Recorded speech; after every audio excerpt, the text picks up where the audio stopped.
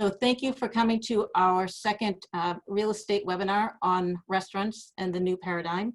Dimitris Spanius, he is our moderator. He came up with this title, and I think it's really appropriate. There are just so many changes and challenges, uncertainties in the restaurants, but there are also some opportunities. So we had a prep meeting last week, and we heard some of the concepts, the designs, the innovations, the efforts that are happening that are changing and helping the restaurants today and in the future. So I'm looking forward to hearing more about what restaurants and stakeholders are doing to get our restaurants through this pandemic. Hopefully I set that up. So first I want to thank, can we go back just a second? I'd like to thank our panel. We've got a great panel from different sectors, including Dimitris Spanius from Land and Sea Real Estate, President of Land and Sea. Ken Fail, Principal at LaGrasse, Janowitz and Fail Architects. Mark Vaughn, Senior Partner at Reamer Bronstein. Lisa Maroney, the Business Development Director at the Town of Chelmsford, and Kathleen Plath, the owner of Stones Hospitality Group, including Cobblestones in Lowell, which I'm sure we're all familiar with, as well as Moonstones in Chelmsford, and the new Stones Social in Nashua, New Hampshire. So I'm sure we'll be hearing a lot more about that over the next, during the course of the discussion. So thank you all for presenting in today's panel. I'd like to also thank our sponsors, including AHP Architects, the BSC Group, and Reamer and Bronstein. Thank you to our sponsors. We couldn't do this without you. If you're part of our virtual networking, you'd hear more of what's going on. And I invite you, if you weren't part of our virtual networking, to participate in our next series. It's always great. It's a little hokey, but I always love, I say it's you see old friends, you make new friends. You know, it's the best we've got at this point. So we're trying to come up with some creative ideas just to keep the connections and the conversations going. So here's a list of our upcoming webinar series on real estate and the different focuses. And you'll be getting more information on that. So thank you to our sponsors and to our speakers today. And what we've done is we've moved everybody off screen. So it's really just the presenters that we're going to be seeing once we take down. And here's a list of some of the other upcoming events. But I think we're going to just take down the presentation at this point so we can see each other. And so the focus will really be on our panel. And so right now it's lunchtime, so hopefully everyone has something to eat and you can just enjoy your lunch, and we can hear more about what's going on in the restaurant industry. And if you have questions, please just type them into the chat box, and either I or Dimitris will answer them during or after the conversation. Dimitris, did I set that up right? You did. I don't see Lisa on our screen. That is a very good point. We will get her back. She just texted, can anyone see her? So no, we can't, but we'll get you back, Lisa. Sorry about that. There she is. Not an oversight. Well, it was an oversight. Sorry about that. That's Aaron's fault from behind the screen. I got a little crazy changing people over to attendees. Sorry, Lisa. Besides that, I think we're in good hands. So Dimitris, I'm going to hand it over to you and then have you introduce the panel, or they can introduce themselves, and we'll get the conversation going. Great. Thank you so much, Stephanie. Thank you. Thank you for this, and welcome all of you for joining us on the second of our 10 in this real estate webinar, and talking about restaurants and kind of the change in restaurants, and as I like to say, the new paradigm. So, those who don't know me, my name is Dimitris Spanius. Myself and my wife, Joanne Calajanis, own Land and Sea Real Estate, in which we're a boutique real estate firm that specializes both in residential and in commercial and investment and development. We're based in Andover, but we work throughout New England. And in particularly, one interesting thing is we do a lot of work with restaurants as both tenant rep and working with the landlords. I'd like to go around and talk to have my panel introduce themselves. And so let's start with the man to my right, Mark. Yes, good afternoon, everyone. Mark Vaughn. I'm a senior partner with Reamer and Bronstein law firm. Just give you the 1 minute Reader's Digest version here, I guess. But we're a full service law firm. We're based in Boston. We have offices in New York City, Chicago. Recent office we opened in Miami, and then in Burlington, Massachusetts, where myself and Bob Buckley, who I know many of you know, my partner here, work out of this office, and we do primarily real estate development law in the eastern Massachusetts area. A lot in the 128 and 495 corridors, and I think I was asked to participate today, and I'm very happy to get the invitation. I tend to represent a lot of retailers and restaurants, and have been actively involved in that industry for the better part of my career, representing them through all aspects of their operation, be it the leasing, the permitting, development aspects of it. Just by way of example, we represent the Burlington Mall here in Burlington in terms of their repositioning of that asset, which I'm sure many of you have been following. Recently worked with the folks that are purchased and are redeveloping the Woburn Mall, which has now been renamed as Woburn Village, which is actively under construction.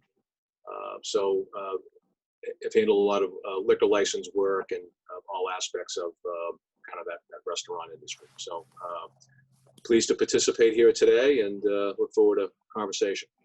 Thanks. Beautiful. Thank you so much. Kathleen?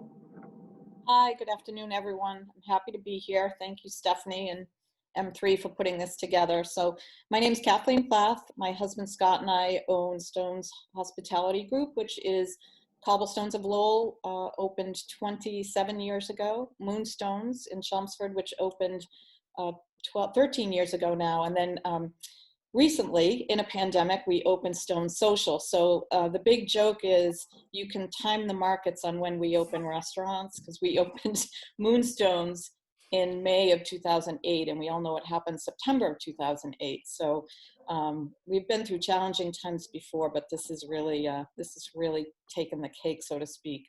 I also have another hat. I work for community teamwork, development, and marketing and communications for them, and we do all Section 8 housing, so I'm very familiar with the housing rules as well as the eviction moratorium. We're very involved in that. And I'm also a realtor in Massachusetts as well, and come out of the high-tech world, 20 years high-tech sales and marketing. So I'm happy to talk today. I don't represent all restaurants, but I think I can offer a pretty good perspective as to what we're going through. We also, just as an aside, are very involved with the Mass Restaurant Association.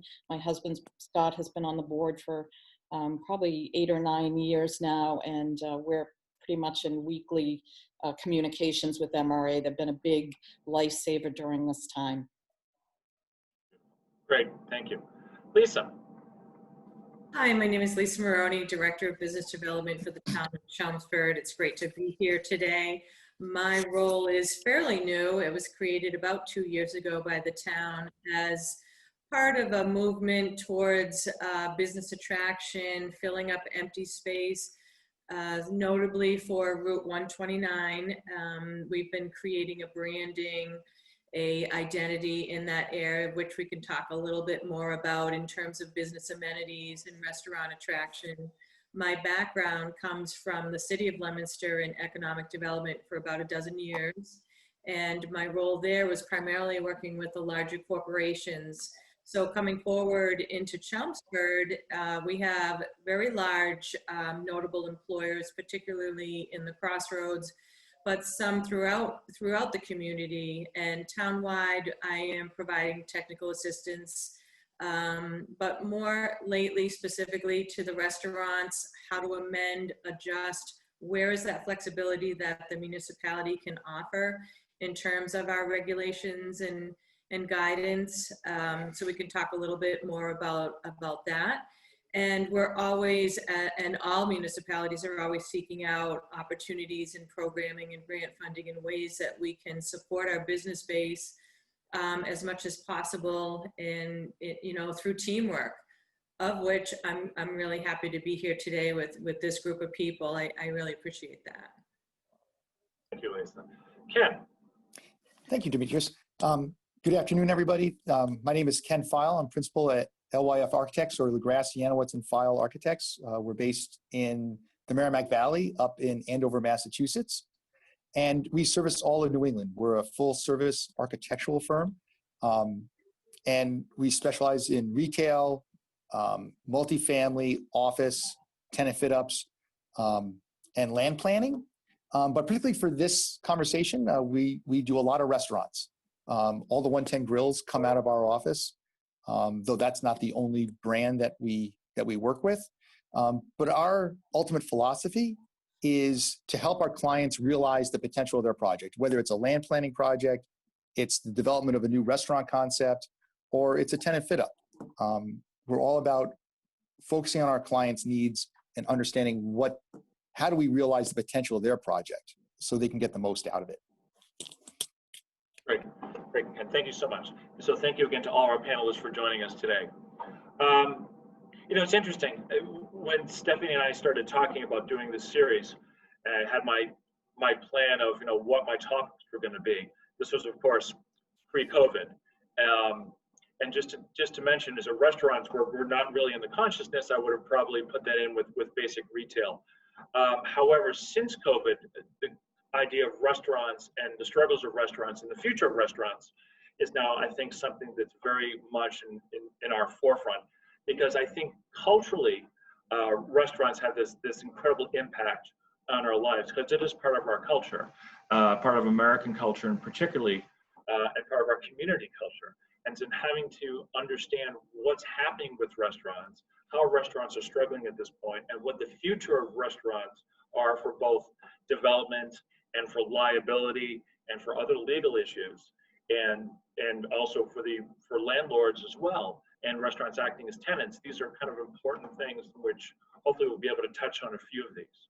So I guess I'm just going to throw out a first question is, and we've been talking about a little bit, is kind of what are we seeing insofar as how restaurants are dealing right now, and particularly as we go into the winter months, and what are the plans of moving forward as the weather starts getting colder. So I'll kind of open it up. This is a very relaxed discussion. Just pretend we're all sitting here with a bottle of wine and just having a conversation. So I'm going to kind of open it up to anybody who wants to speak, and let's just have a dialogue. So I guess I'll jump in here. I wish I had a glass of wine with me, but I don't.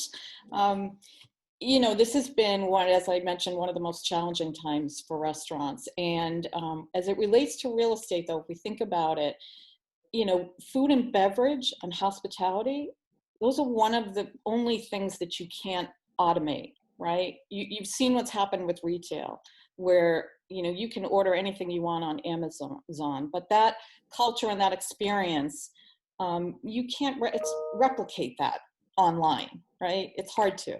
So for landlords, and I think landlords recognize this for many years before the pandemic, where we saw, and I know you can all attest to this, we saw restaurants being the anchors of malls, the anchors of strip malls, the place where people would go for entertainment and for excitement. So I think people are really missing that. However, the challenge has been really difficult. So early on, many restaurants were able to get the PPP loans, and I'll have to put a shout out to both Lowell 5 and Enterprise Bank, who we worked with.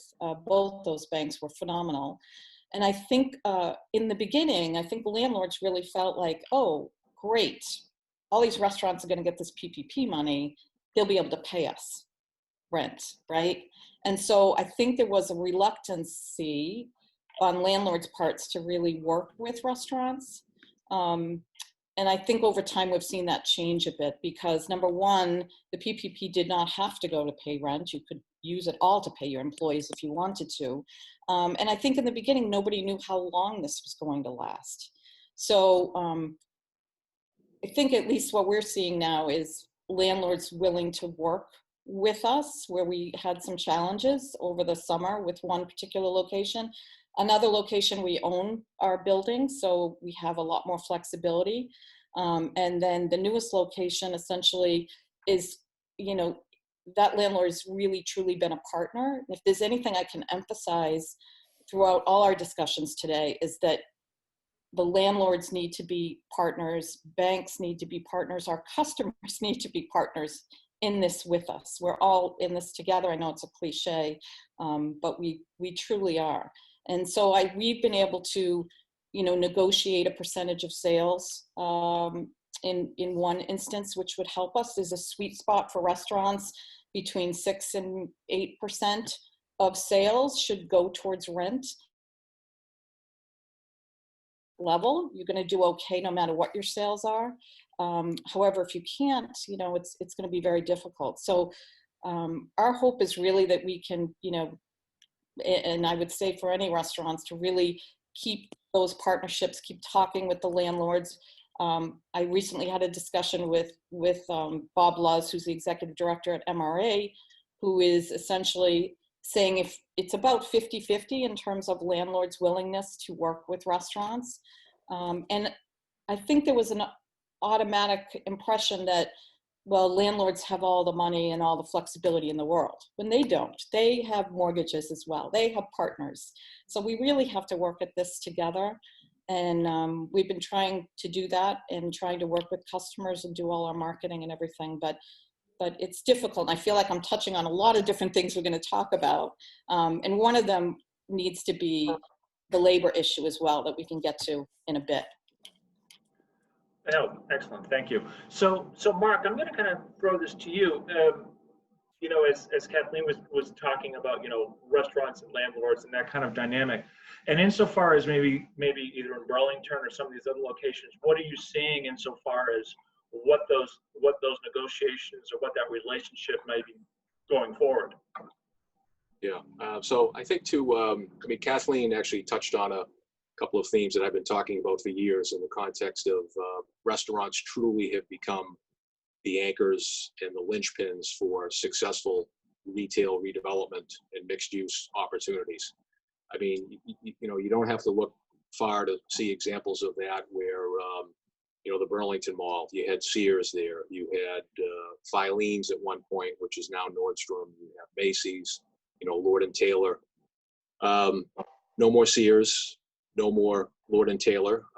As of very soon, it's closing. I think everyone is aware of that. So those, dry retail establishments are no longer what's going to drive the foot traffic and bring people to locations like that.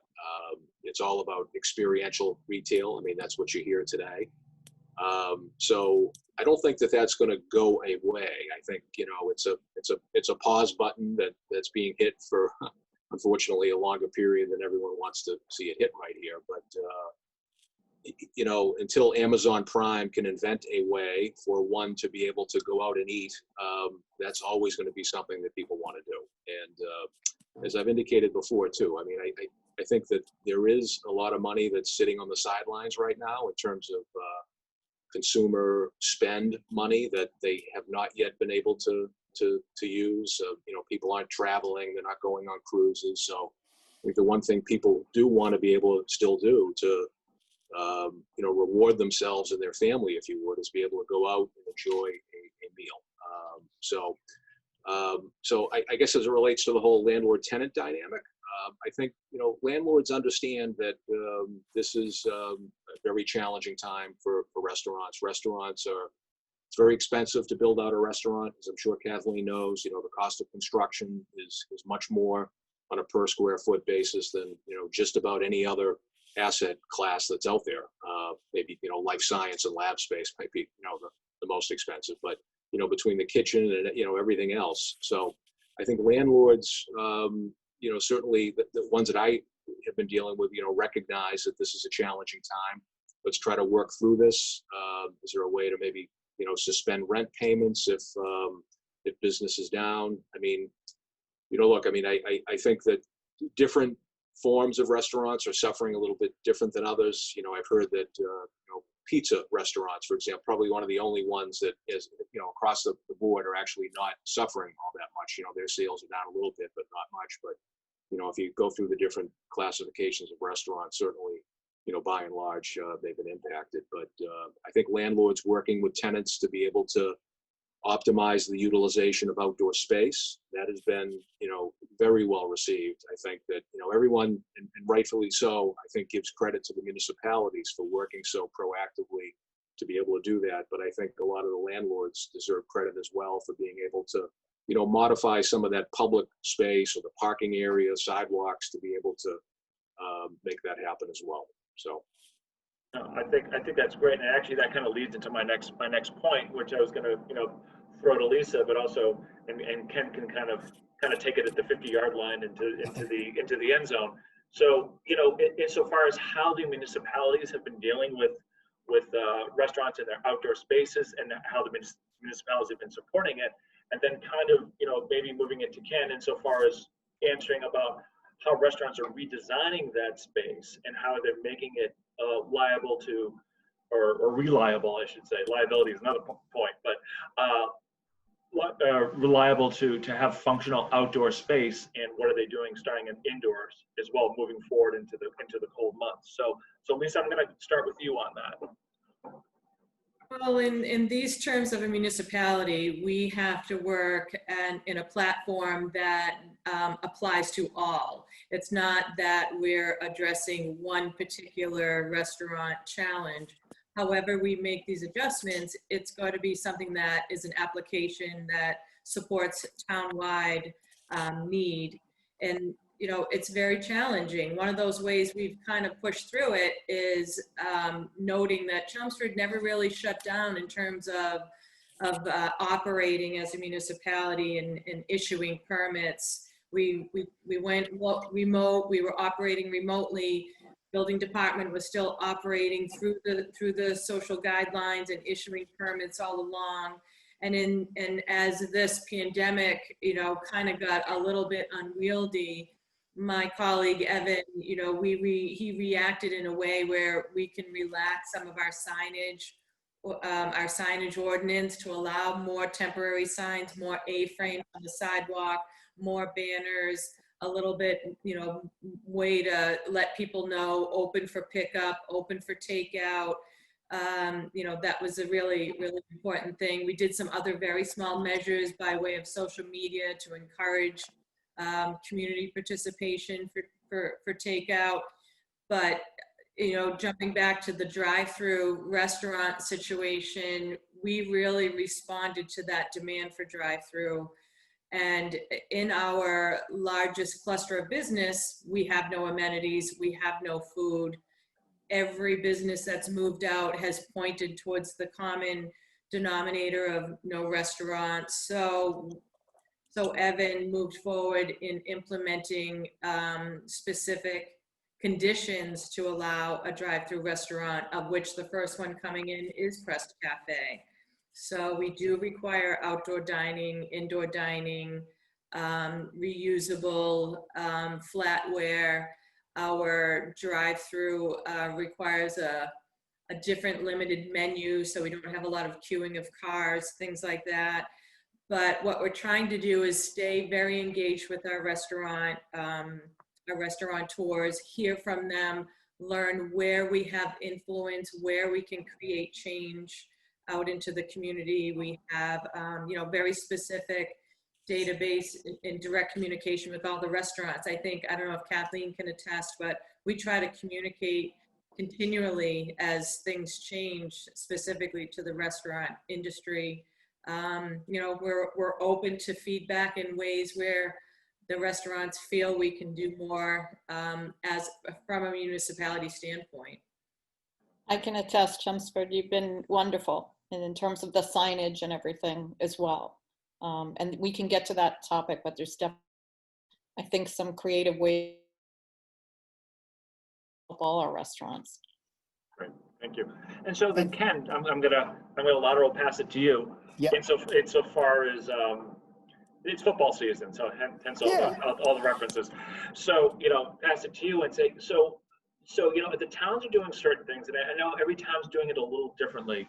And have you been dealing with restaurants insofar as redesigning their space both outside and inside? And then what other are you dealing with? More regulations? Are you dealing with more types of logistics that you wouldn't have to deal with before insofar as redesigning or designing new restaurant space?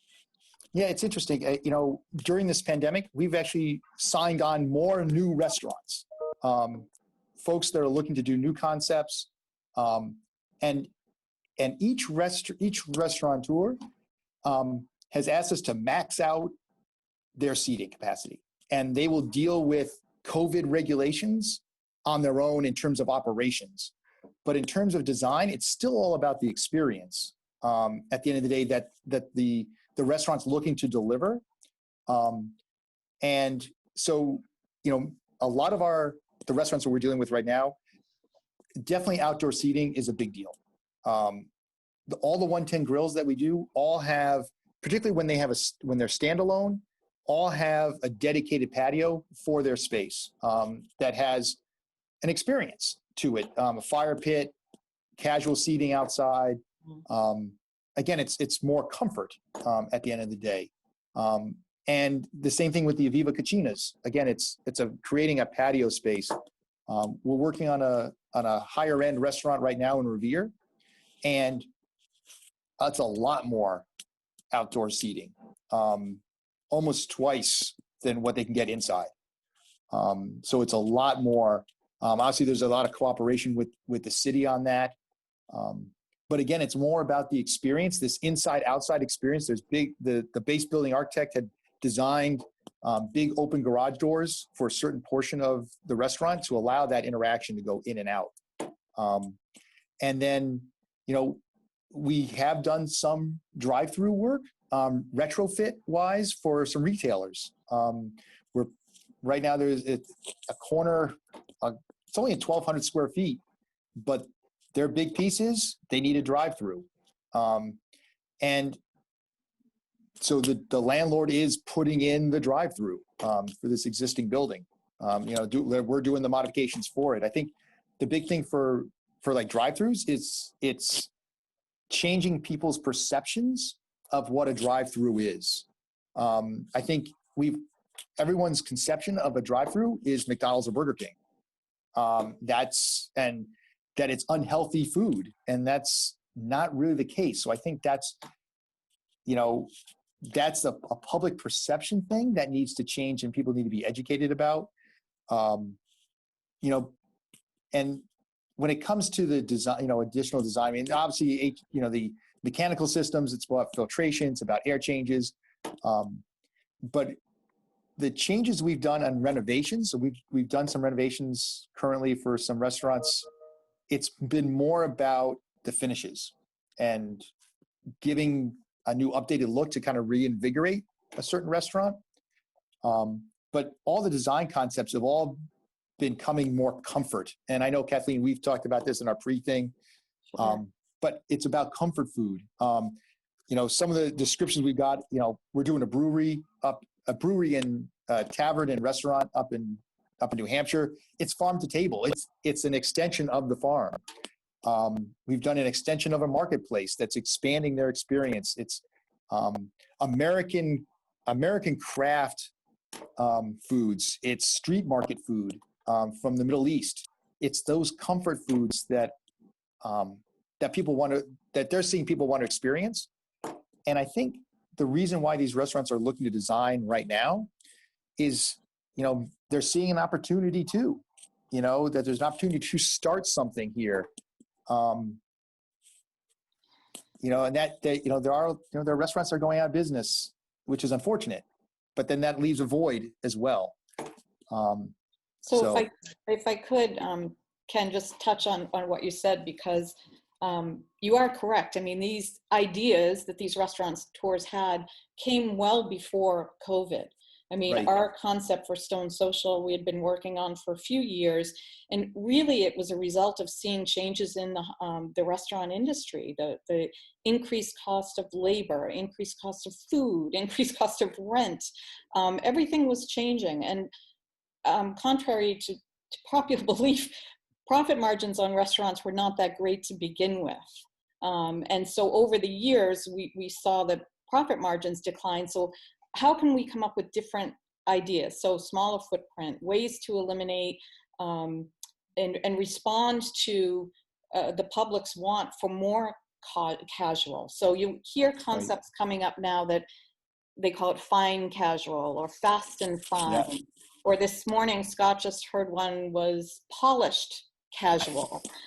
So I mean, we struggled it with Stone Social because it is, you go up to the bar like a tavern, you order, so you don't have somebody coming to your table taking your order, but yet the food is very elevated, fine casual, right? And it's quick, but it's healthy, it's all those good things. So that was all, I think, in the works prior, which is good. So I think you will start to see more and more of that. And Ken, I think you probably, said it already, that's what you're seeing out there. So, that is. There was a question that came up, I think, Stephanie, you had sent around about, what does this mean for future development, and that will people be, and restaurateurs still wanting to grow? And I think right now, on our part, there's a bit of a pullback because we're just trying to survive amongst our 3 restaurants. But the whole intent was really knowing that these kind of legacy big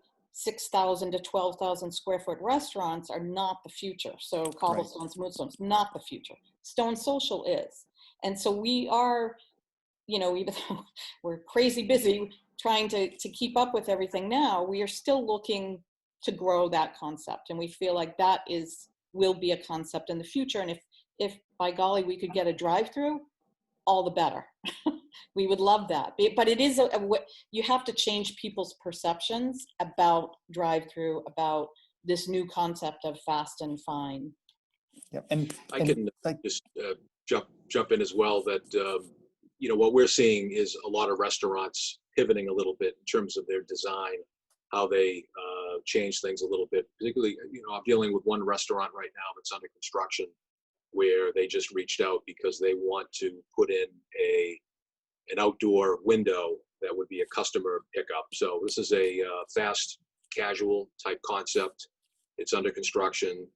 They were gonna, no drive-through, but they want to just have a window that would be out at the sidewalk so that if you order online, and that's, another item that I think we should probably get into too, just the whole concept of, remote ordering and being able to order online and how that allows you to just be able to get there, your food is ready. And this allows for a customer to not have to walk into the store itself, but they could just walk up to the sidewalk and there'll be a window there where they would be able to, pick up their item without, the whole, contactless nature of things. So, I mean, look, everyone's been focused on the outdoor dining thing, right, over the past several months. I mean, that's what it's all been about. If I had to do it over again, I would have invested in propane heaters 6 months ago, because those have certainly become, hot commodities right now. No pun intended. But so I think what everyone's worried about right now is, all right, well, day like this, the weather's changing.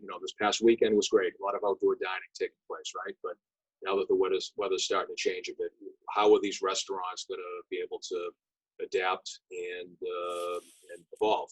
Particularly if there's an uptick in cases and everyone's inside. So I think the more that the design element of it can encourage that. And fortunately, in this area, the al fresco dining was a very hot concept as of 10 years ago. Most of the restaurants that we've been handling here in Burlington, for example, have all incorporated outdoor dining into their design.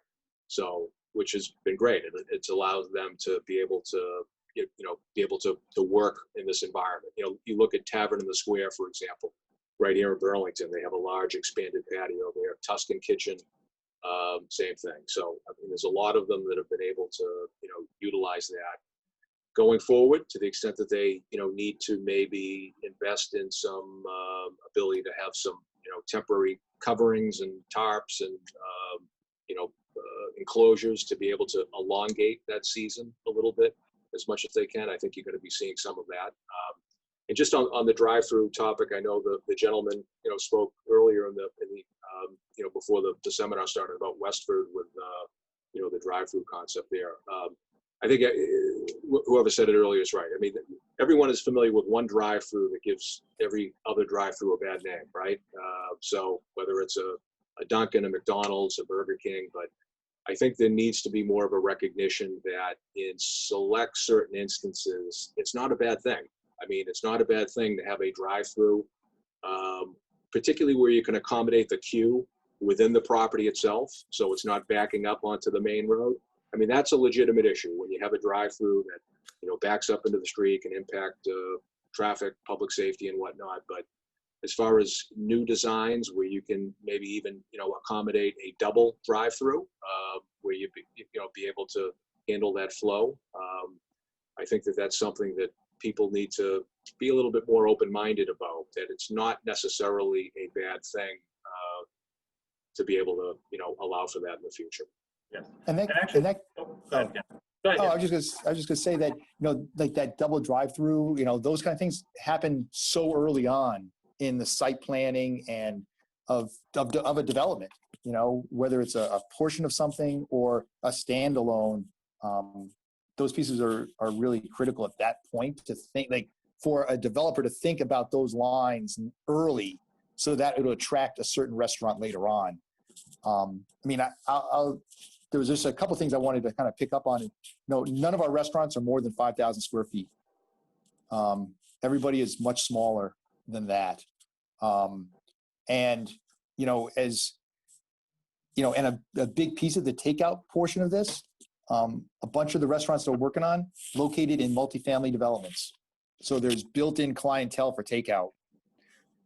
Big deal on that. It's, you know, and so having a separate location for a pickup for takeout, as opposed to the queue that might be resulting from someone wanting to sit inside, right? Again, more operational than architectural design, but where someone comes and goes, there's flow to that. And that's some of the stuff that we're thinking about right now, so. Very cool. You know, it's interesting because you guys touched on the topic I wanted to get into, and I'm actually going to put Lisa on the spot on this a little bit. So the whole idea of drive-throughs and drive-ups, and you know, you guys have been talking about a little bit. You know, I've seen it. A lot of my investors are looking at, like, for example, looking at Sonics in different parts of the country, because that is a drive-up or a drive-through concept. You know, it's basically car service. We're representing Aroma Joe's right now in their expansion into Massachusetts, and the same thing. They're only doing small 800 square foot drive-up drive-throughs, no seating. You know, that's it. That's all that they're looking at. And, you know, and there are challenges. I know here in Andover, we have one drive-through, and it's the McDonald's. And it's because it's been grandfathered in. And I think there are a lot of towns in Massachusetts that are dealing with that same issue about, you know, zoning and ordinances about that, about expanding or maybe, you know, not having the possibility for restaurants to add this. So I'm going to throw that out there, you know, to Lisa about, you know, what is happening, what are you seeing happening either in Chelmsford or other communities with kind of the expansion of drive-throughs and just in the conversation. And also other innovative ways, as Ken was mentioning about being a restaurant in a multifamily. There are a number of them. I'm seeing those as well. We're doing a project in Arlington right now. They want a restaurant within the multifamily purely for that reason. And so the question is, you know, what other innovative things are we starting to see? So I'll start with the drive-through question with Lisa. Well, I'm not sure if you followed along closely, but the drive-through overlay that we added was very difficult to get through. It was definitely directly associated with, as Ken had said, unhealthy food. And, you know, it was just considered fast food, unhealthy food. So just trying to educate more about that future vision of how to, you know, think bigger and long term. We've got some empty buildings in the crossroads. We need business amenities. We need restaurants. We've got great open spaces. You know, how can we work with this? How can we make it into a positive? So a lot of it is the overall approach to understanding what this means. What is the imagery? What is it going to look like for people traveling through a business park when you see a drive up next to an office building? Where is the queuing going to be? How is it going to affect traffic? You know, a lot of these were some of the questions. We had to show actual images and pictures of drive-throughs that work well, and just that perception up to a brick building. A little bit of what Ken's talking about in that creative design work of outdoor spaces. How does that work alongside Route 129 when you're in between Route 3 and 129? How do you make that appealing? So we're really trying to have one-on-one conversations with our property owners, with our restaurant owners, but also what we're seeing in Chelmsford with the pandemic that's come about is I've had maybe 7 inquiries all looking at the same time for kitchen space, not necessarily restaurant space, but looking for a commercial certified kitchen to do food prep with. And what does that mean for our future? And how do we want to, engage in the food entrepreneurs that are trying to do catering or specialty foods without opening up a full restaurant and renting a storefront space?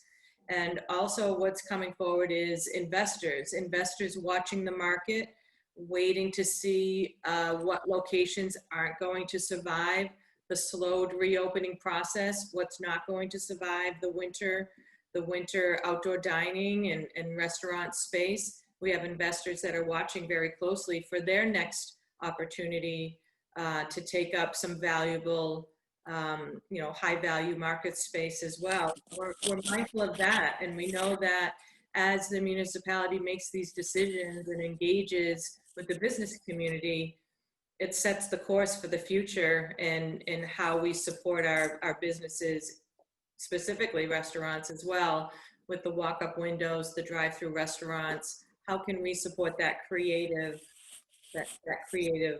need where municipality isn't necessarily known for creativeness? That's where we're at currently. So if I could just jump in, I do have to give the town of Chelmsford a lot of credit here. Both Lisa and Evan Belansky, the town planner, I believe is on here. So we do represent one of the property owners along 129. So we were monitoring that overlay district pretty closely because they were very much interested in being able to have a restaurant. And taking a step back, I think the restaurants are important in general in that area because they provide a significant amenity in order to be able to have a successful office environment up and down 129. So to be able to amenitize that by encouraging restaurants, I think was important. But what Chelmsford did is they modified the bylaw in a very sophisticated, intelligent manner by saying, it can't be a standalone restaurant. It has to be an end cap at existing space. You have to have a minimum number of seats in the restaurant. I think it was 50. Has to provide outdoor seating as well. No plastic utensils. I think it has to provide for,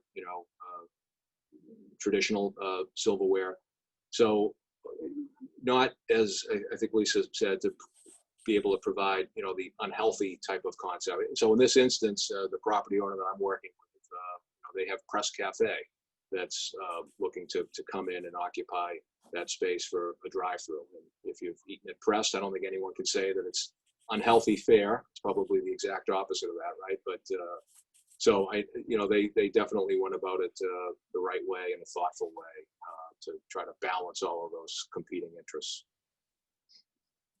So we got there are a number of questions that have come in, which I'm going to bring Stephanie on in a couple minutes just to answer that. But I want to throw out one more thing before we kind of get into that, which is, through this whole seminar, or through this whole series, I should say, I think there's going to be this eat a fix kind of going through all of the different programs, and that is kind of the psychological impact of COVID. And I think more than anything else with restaurants, you're going to have a very different type of psychological effect. I mean, obviously the investors and the developers and the banks are looking at things a very certain way, but the restaurants and how people interact with restaurants is another major thing. And then also, we have the psychological fears, but then how about the legal liability as well? Is know, we're talking about, as Ken was mentioning, you know, densely packing restaurants together. Well, okay, what's the psychological effect, and then what is the legal liability in something like that? So I just kind of wanted to throw this out there and see what, you know, any of you have any questions or comments on that. I'd love to comment on that. So, because we're, as restaurateurs, are stuck between a rock and a hard place, right? The whole premise of eating out in that is a social premise. It's not the buzz, the excitement, the vibe, right? And so while we're trying our best to survive by marketing, coming up with promotions, you know, making our place as fun as that people want to come to, in the same sense, you know, there's health care ramifications to that in a pandemic. And, you know, you'll see there are 23% of our restaurants in Massachusetts are closed today, 23. That's about 3,400 out of the 16,000 restaurants in the state of Massachusetts. Some of them may open, some of them may not. Each day that goes by is less likely that you're going to see them open. And there's an expectation that going into the winter, we're going to see another, you know, percentage, whether it's 10 or another 23%, I don't know. So there will be opportunities on the other end for folks and investors, but really, and I would think for landlords, like anything, you know, it's better for you and less expensive for landlords to keep the restaurants that they have existing now. So you're right, there is this psychological impact. How do you get customers in the door? What we're seeing is our younger demographic. Cobblestones has been there a long time. We have a younger demographic, but we also have an older demographic there. We're not seeing the older demographic come in as much. We're seeing like the 25 to 40 demographic coming in all our locations. I think they feel a little safer. They don't feel as at risk, which has been nice. A couple of the things that we've done, I think there was a question regarding, you know, what can restaurants do to survive the winter? We have upgraded all of our HVA systems to include MERV 13 filters, which were the ones, you know, Harvard environmental this will recommend. Ken, you know. Yes, that's exactly it. Yeah, that was at an expense to us. I mean, we've done everything in terms of spacing. We are fortunate. We have 12,000 square feet at Cobblestones. We can give, you want to come in with a private party of 6 and have a full room for yourself, you can do that.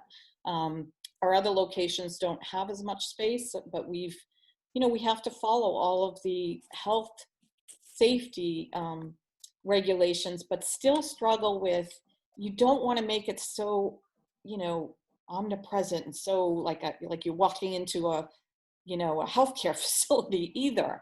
People don't want that. That's not why they go out, right? They go out to relax, forget about the world, and enjoy themselves. So it's tough. It's a struggle. And I think that's a big piece of it is the public perception, right? It is about making sure people are educated that, hey, you did take these steps, right? It is about, I mean, when moving indoors, it is all about air changes, air quality, the filters you use. You know, it's less about architecture. Right. It's about the infrastructure that you don't see, and letting people know that, hey, we did this to help you be safe. You know, whether it's, you know, adding additional HIPAA filters that might be standalone units someplace, right? That is a visual, but yet it still does its job as well. But still creating the experience, the dining out experience. I mean, you know, even though our restaurant clients are asking us to give us, you know, design for the maximum amount of seating, they're not planning on it. They're looking beyond the pandemic at this point. And they'll operationally deal with the 6-foot separations and what all the guidelines internally. So I think that's, you know, they're seeing, I think, seeing in 2 different ways, right? I'm going to look beyond this, but I'm going to look beyond, but I'm going to deal with stuff operationally today. And that's smart to do. I mean, and we would do the same thing, because even during the pandemic, you know, if you can seat 100 people when you're designing it, then you know, if I go to 50, I can still sustain this business at 50 seats if I can fill them and get the volume. That's exactly right. That's exactly right. And because you're right, it's all about it's all about seat changes too, right? It's how you can rotate somebody in, and it's amazing how you guys as restaurant people can get it down to the seat. How to the seat, how much a seat will bring in a given year, day. Absolutely. Yep. Times the It's, turnover rates and everything. So it's really what restaurants are struggling with now is the volume, right? On Right. average, restaurants, especially fine dining restaurants, they're operating at 30% now of pre-COVID sales. That's not sustainable. I mean, it Right. just isn't with the expenses. Can I? So what's going to happen? How can municipalities help? I think that was another question in terms of what are things that municipalities can do. I mean, it's promoting the restaurants. It's putting promotions together with restaurants. My husband had said, what if they did, pay your parking tickets or your taxes on time and you get a $25 gift certificate to, a local restaurant or something, just something, or eliminating many years ago, the state allowed cities and towns to add 0.75% onto the meals tax that they could keep for their own municipality. I know Lowell has done that. Chelmsford did it as well. Well, that 0.75% is costing us, right? So could that be eliminated for a while? Little things like that could really help to keep our existing restaurants alive and help them make it through what's going to be a really, really tough winter. Mark, you wanted to jump in on, thank you. Yeah, no, I was just going to say, there was a gentleman from Enterprise Bank that spoke earlier just about how Kathleen, her restaurant, reach out to kind of a loyal customer base to kind of apprise them of what's going on. I actually think there's not enough of that happening right now. I think that to the extent that a lot of these restaurants do have a list of who their regular customers are, I think just reaching out and letting them know, here's what we're doing to be able to provide a safe, enjoyable customer dining experience. So that can be, really hammered home with a lot of people. So they do feel comfortable to be able to take their family out to dinner and saying, hey, you know what, this restaurant, they're doing this and that. And, I would feel comfortable going there. I was in a forum recently where, and I think someone talked about all these restaurants doing the safety dance now, that song back in the 1980s. You probably won't get the song out of your head now, but I mean, it's all about, Thanks, Mark. yeah, I know. But, every restaurant I think that is operating, they know how to operate safely and what to do, what the protocols are and how to go about it. So I think they deserve a lot of credit to be able to give them the benefit of the doubt that, they're going to put these provisions in place. We are one of the most highly regulated industries in the state. So as restaurants, we knew about sanitation and all that earlier, but Right. I can tell you, you mentioned, Mark, restaurants should do more of that and that. One of the other things we're dealing with, not so much to deal with real estate, although it does deal with it regarding growth. We are having a really difficult time getting employees, believe it or not. Even with the increase, and it's halting our growth. We want to open to another day a week so we can increase our sales, and we're having a hard time doing that because we can't get employees, and it doesn't seem to make sense, right? The unemployment rate is really high. We unfortunately had to lay off 80 people when March 17th hit. We brought back approximately 30, and Scott and I will talk about like what's happened to everybody else, because now we're trying to reach and get them back. We know firsthand many of them have left the industry altogether. Like, I'm done. Many don't want to come in because of health reasons, or they live with elderly, or they have children and they can't get daycare. But the labor shortage, and I think Judy Burke, hopefully, I think she might have been on this call from Middlesex Community College, but that might be a topic for another time, Stephanie, but it's really kind of this thing we're struggling with, and it is going to affect restaurants' ability to grow and move into more spaces. Is the ability. We were struggling with it before for a different reason, because there was such a bubble in so many restaurants that it was hard to find employees, and the wages were going up, which was all great. However, now, it's like it almost doesn't make sense, but it's a factor that's going to play into the growth of restaurants. Kathleen, you talked about what municipalities might be able to do to assist financially too. And, I know one town that I've heard, I live in Winchester. I recently read that the select board recently waived the liquor license fees for Yes. restaurants that are, this is the time of year, come November, December, you have to renew your liquor license for the following year. Sometimes those are, can be, a few $1,000s to renew a license. So I believe that they ended up, waiving that recognition. Exactly. Yeah, thank So- you, Mark. I think Lowell might be trying to do that. Christine McCall might be on a call, but I had seen one meeting, the liquor license meeting, where they were contemplating that. Yes, anything like that would help. This is, as I said, it's a tough business to begin with small margins. We're just, trying to get to break even, So Lisa, since we've kind of bring this to a close, there are a couple of comments about what municipalities can do, and does Chelmsford in general have any ideas of how to help mitigate, the loss to restaurants or the crisis to restaurants, or any other concepts of moving forward? And getting back to my psychological question about making people feel safe to go into restaurants, what have you guys been kind of doing with that? Well, I've taken some notes here. Those are great comments, Kathleen. Thank you for making those suggestions. They're a little bit out of my wheelhouse in terms of waiving the liquor license fee. The employee recruitment, that's a tough one as well. If we want to talk offline, certainly happy to try to maybe support some ideas in that world. But I think that these conversations get really complicated because the ABCC control board, they have very specific guidelines, as Kathleen knows all about. I'm not the go-to person on that, but all I can really emphasize from my perspective of business development here, my role is to create as much of a business-friendly environment as possible within the teamwork that has to happen. Inspections have to continue, things like that.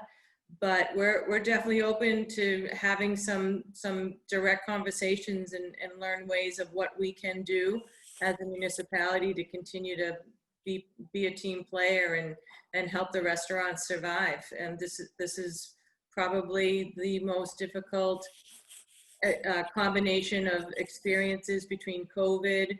Winter's always difficult. January and February are brutal for restaurants, particularly in New England.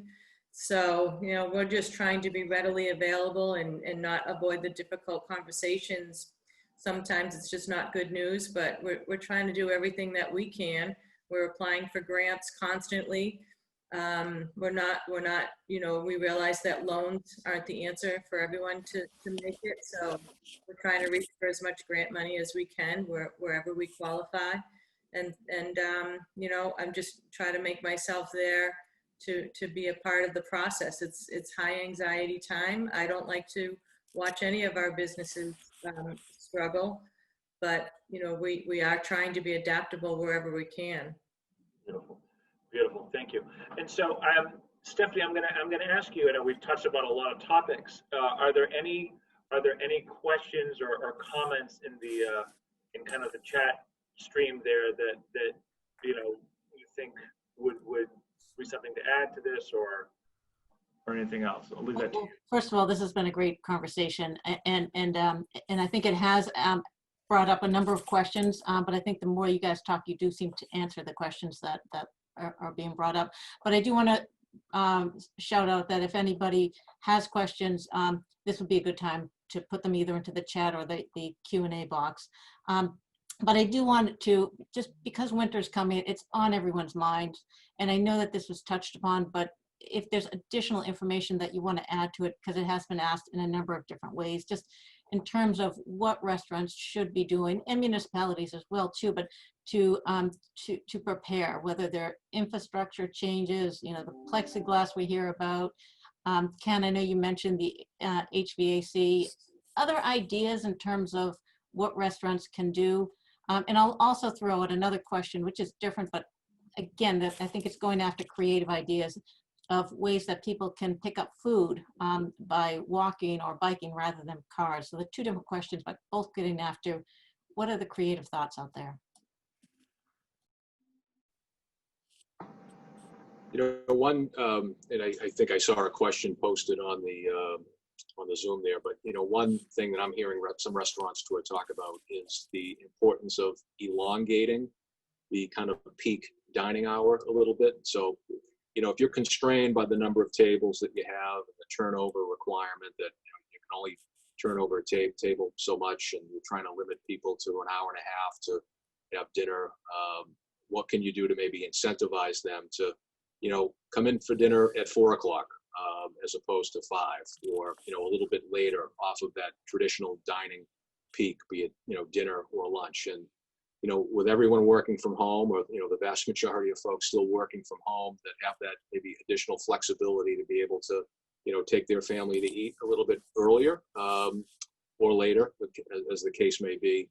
It does allow for these restaurants to be able to get more tables turned over in a traditional day. But so That's a good point, Mark. What we've seen is really interesting. It's people are coming in earlier and they're leaving earlier. So our restaurants, where they used to be busy till 10, 11 o'clock at night, now it's between 9 and 10. And I don't know if that has to do with retail stores now, or for a while TJ Maxx was closed at 7 o'clock, 7 p.m. Like everything seems to be closing, which really does cut down on the ability to turn the tables over. We do not, I had seen another question about, what are the feelings around that 1.5 hour window that a lot of restaurants are saying you can't stay longer. And I know patrons, they don't want to come out and spend good money and then be kicked out in an hour and a half if they're not ready, so we haven't really enforced anything like that, although I understand why restaurants are doing it. But that's a tough one too. Like I said, it's, you're between a rock and a hard place. You have to make these measures and put these measures in place to help you survive. And yet, at some point, you're not going to make people happy with some of them as well. And I think you touched on something really interesting, Kathleen. It's like the interrelatedness of it. Restaurants don't survive. They're not in a bubble by themselves, right? There's interrelationships between other retailers. And if people aren't being drawn out, it's like a restaurant being open later helps a retailer be open later. And that interrelationship between the two. We are feeling that. Yes, Ken, we are feeling that more at Cobblestones, because we're in downtown Lowell. We had MRT, we had the theater, we had the Songus Arena, we had UMass Lowell hockey, we had all the businesses downtown. And, there's a couple of larger businesses downtown, but they're not at 100% capacity, and there are no events. Right. So that, we're struggling. We're doing much better at Moonstones in Chelmsford, a suburb, than we are at Cobblestones. And it is all related. And so the longer you see all these other places stay closed, you're like, okay, we got to get really creative here. Right. Especially the downtown, like a downtown city urban location. Well, the cities are doing much worse than the suburbs. Right. Exactly. Because everybody's still outside. Bob Luz at MRA said he and his wife were down in Boston, and it was on a Friday night. It was sad. There were like 5 people on the sidewalk. Nobody's around. It's like a ghost town. So in Worcester Falls after that, Lowell, some of the bigger cities, I think, are struggling a little bit more than the suburbs. I have 2 more questions of things that I don't think you guys touched upon that I want to throw out. One is from Allison Felix from MAPC, and she writes, operating a brick and mortar restaurant can be expensive and high risk. Conversely, a ghost dark restaurant model is seen as a lower risk and more affordable, and considered to be have a large potential market opportunity. Have any of you guys worked with the ghost dark kitchen model, and can you speak about it? So we have looked into this for the past year and a half. It's a popular model. So essentially it's a virtual restaurant. You only exist online. So you go on all the delivery sites, the 3 or 4, Grubhub, DoorDash. and you put up, chicken wings, best chicken wings or whatever, and then you just do it. You could do a ghost kitchen out of an existing kitchen, or you could set up in Chelmsford, set up a commissary kitchen. And so the labor, you don't have any front of the house labor, so it saves you there. Saves you on a lot of money. Mhm. The downside is you're still beholden to the delivery services, which are taking, upwards of 30% of every dollar. But you're seeing them crop up all over the place. I mean, and you're even seeing companies like Chili's recently got into a ghost, they're doing a chicken wings ghost model. And I think they're just using their existing kitchens. Again, I think what's held us back, because we have a couple like really great ideas to do it, is the labor. We're really trying to just keep our places open with the labor that we have, and we're not able to really grow in that way either because we can't get employees. So, but it is an interesting model. I think you're going to see more and more of it. All the restaurant shows that we've gone to over the past few years have all talked about ghost kitchens. And we've been hearing from our businesses the need for food trucks, or that food trucks are becoming in handy during this time as well. One last question, then I'll turn it back over to you. The question from Rob Rose at Senate Construction: how are banks reacting to the current to COVID, to new restaurant financing? Well, I think in general, I know some of the banks that I've dealt with is that restaurants are almost a net zero. So as an investor investor's looking at a restaurant, the bank doesn't necessarily hold the restaurant against them, but it doesn't do the investor any favors insofar as their financing package, just because of the risk involved. And that's why, the idea of percentage leases, as we've spoken about, tend to be a little more interesting, even though again, the banks still don't particularly like it, but at least a percentage lease, the landlords feel probably a little more comfortable with the project. I know that, as I was mentioning, my investors looking at Sonic's restaurants, the percentage leases are definitely a help, because usually the base rent tends to be quite a bit lower for the landlord. So there is that. That's a way to make up for it a little bit. But that's been my experiences, is that just in general, most of my investors kind of look at something with the restaurant and say, well, that's not a positive for us on it. So I don't know what anybody else has been kind of experiencing with that. I think, restaurants have always been a risky business for banks. And I don't want to speak, I know we have some bankers on the phone here, but they've always been a high risk. I mean, it just, the 95% of restaurants go out of business within the first, 3 years or something like that, or the first year. And during this time, especially if banks took on PPP, that was huge. I mean, these poor bankers were working 24/7. I mean, like the rest of us, but they really, to put out these loans without a whole lot of guidance, it was coming in trickling day by day. So I have to give them credit. So I think, for some of the banks that I've spoken to, that was their focus. They weren't looking at certainly not new restaurant businesses to finance, whether that will change. And I think, like anything, if you have relationships with banks and you have a proven track record, that means a lot too. Yeah, I can't speak to the banking element of it specifically, but I guess to finish on a positive note, right? I do firmly believe that restaurants, people have talked about the demise of retail, and that maybe COVID just accelerated that a little bit quicker than it might otherwise been happening for a lot of retail sectors. But with restaurants, there's always going to be a place for restaurants.